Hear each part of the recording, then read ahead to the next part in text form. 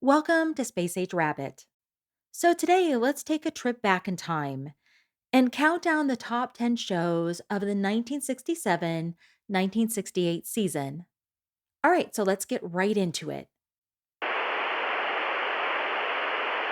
At number 10, NBC Saturday Night at the Movies. NBC Saturday Night at the Movies wasn't your average TV fare. Instead of sitcom reruns or variety hours, NBC brought full length feature films straight into America's living rooms every Saturday night. Sometimes they would air fairly recent releases from major studios, and other times they'd showcase made for TV movies, which at that time was still a pretty new concept. It turned your living room into a miniature movie theater, popcorn optional but highly encouraged. NBC Saturday Night at the Movies aired on NBC on Saturday nights at 9 p.m. Eastern. I see. It's a mad cola. I see. The one with the mad taste. At number 9, The Jackie Gleason Show.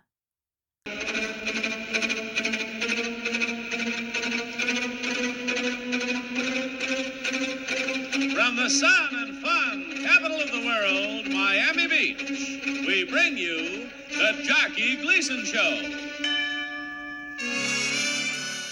The Jackie Gleason Show was broadcast from Miami Beach and had a larger than life feel, from the set designs to the orchestra to Gleason's theatrical entrances. Audiences tuned in for the musical acts, comedy, and guest stars, but they also showed up for the honeymooners sketches, which Jackie Gleason brought back as musical comedy segments. The revival featured a new Alice and a new Trixie, but did have Art Carney returning as Ed Norton. The Jackie Gleason Show aired on CBS on Saturday nights at 7:30 p.m. Eastern. At number 8, The Dean Martin Show. The Dean Martin Show wasn't just a variety show. It was a weekly hangout with the king of cool himself. Dean Martin, with his effortless, laid back humor and velvet smooth voice. Dean is my all time favorite performer, so this one holds a special place for me. Each episode felt like a party you were lucky enough to be invited to, complete with celebrity guests, musical numbers, comedy sketches, and Dean sipping a drink and cracking jokes like he was making it up as he went, which sometimes he was. He'd miss a cue, laugh it off, and somehow it just made the show better. My liver is throwing an olive at the camera. Did I read that right? Did I read it right? I think you printed it wrong. The Dean Martin Show aired on NBC on Thursday nights at 10 p.m. Eastern. At number 7, The Red Skelton Show. The Red Skelton Show had been a staple of American television since it premiered back in 1951. With Red Skelton himself already a familiar face and voice thanks to his years in radio. Known for his warm stage presence and talent for physical comedy, Red created a lineup of unforgettable characters.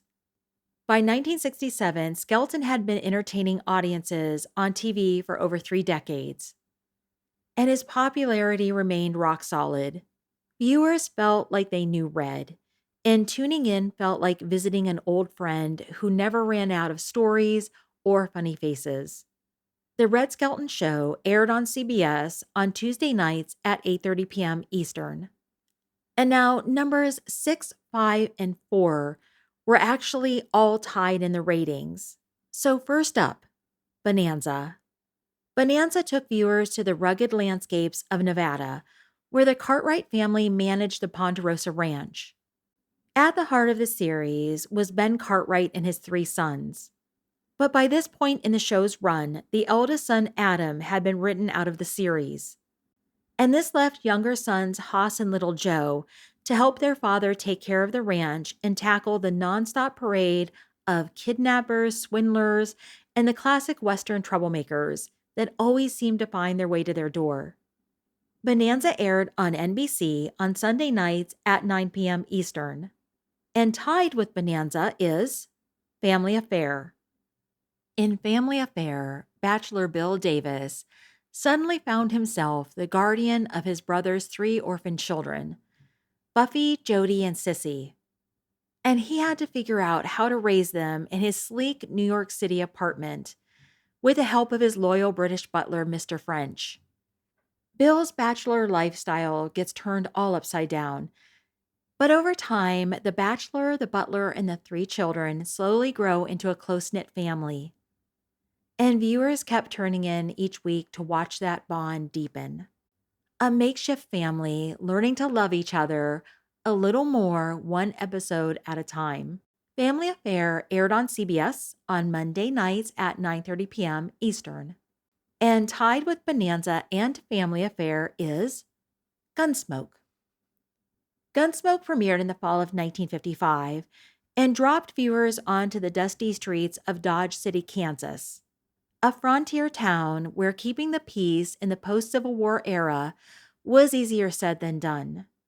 And at the center of the show was U.S. Marshal Matt Dillon, along with a supporting cast of characters such as saloon owner Miss Kitty, town physician Doc Adams, and the scruffy, cantankerous Festus Hagen. Gunsmoke wasn't just about gunfights and barroom brawls. The stories often tackled tough choices and complex characters, showing just how dangerous and challenging life in the West could be. Gunsmoke aired on CBS on Monday nights at 7:30 p.m. Eastern. At number 3, Gomer Pyle USMC. Gomer Pyle USMC took one of Mayberry's most lovable characters and dropped him into the U.S. Marine Corps, with hilarious results. Jim Nabors starred as a sweet and naive Gomer, constantly testing the patience of the exasperated Sergeant Carter, played by Frank Sutton. Like other comedies of the time, the show steered clear of political issues, especially anything related to the Vietnam War. And instead, it kept its focus on Gomer's innocent blunders and his knack for saying the wrong thing at the worst possible time. Gomer Pyle USMC aired on CBS on Friday nights at 8:30 p.m. Eastern. CBS presents this program in color. At number 2, The Lucy Show. When The Lucy Show premiered in 1962, it marked Lucille Ball's return to television after the immensely successful I Love Lucy. Here she played Lucy Carmichael, a widowed mom juggling life in New York with her kids and her best friend, Vivian, played by none other than Vivian Vance. But by the 1967 season, the show had reached its 6th and final year, and a lot had changed. Vivian was no longer part of the regular cast. Lucy had moved out of New York, and the 2 kids had quietly disappeared from the storyline. One was sent off to college, while the other one was sent to a military boarding school. In this revamped version, Lucy was living in California and working as a secretary for her uptight banker boss, Mr. Mooney, played by Gail Gordon, whose reactions to Lucy's antics were just as funny as the antics themselves. And even though the show still had excellent ratings, Lucy still decided to end it. The Lucy Show aired on CBS on Monday nights at 8:30 p.m. Eastern. And the number 1 show of the 1967-68 season was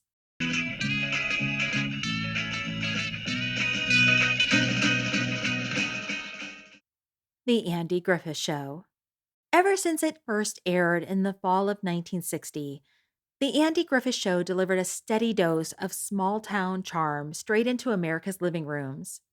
Set in the fictional town of Mayberry, the series followed Sheriff Andy Taylor, played by Andy Griffith. Andy was calm, level-headed, and he kept things running smoothly, using common sense, patience, and a whole lot of kindness. In this, the 8th and final season, The Andy Griffith Show had already said goodbye to one of its most beloved characters, the high-strung deputy Barney Fife. By 1967, Don Knotts was no longer a regular cast member and only appeared in guest spots.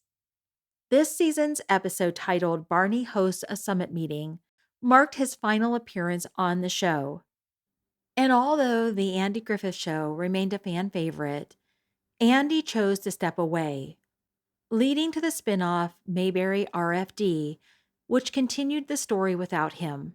The Andy Griffith Show aired on CBS on Monday nights at 9 p.m. Eastern. So that's it. That's the top 10 shows of the 1967-1968 season. Did any of them surprise you? Let me know in the comments below. And if you enjoyed this video, please give it a thumbs up. And if you like this sort of content, please subscribe. And thank you so much for watching. That reminds me, gotta have my big crisp flakes of corn with that toasted-in sugar frosting. Hey, a big cat daddy. He's a tiger on a team. Sugar frosted flakes are gonna swing his feet. Sugar frosted flakes are